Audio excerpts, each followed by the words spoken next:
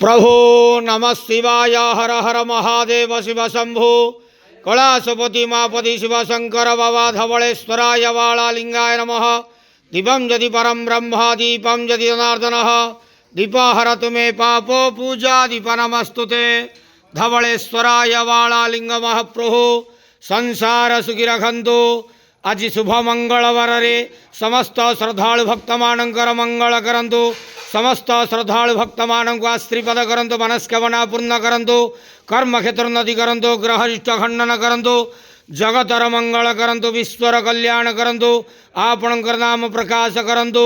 सेवकर डाक श्रवण करंतु। समस्त गुआवसा भक्त मानकर मनस्कामना पूर्ण करंतु। जो जो भक्त माने आपण पाखरे मानसिक रखिंट तंक मानसिक पूर्ण करंतु। धवलेश्वराय वालालिंगाय नमो नमः। संसार सुखी रखंतु आनंद गवार हरि बोलो।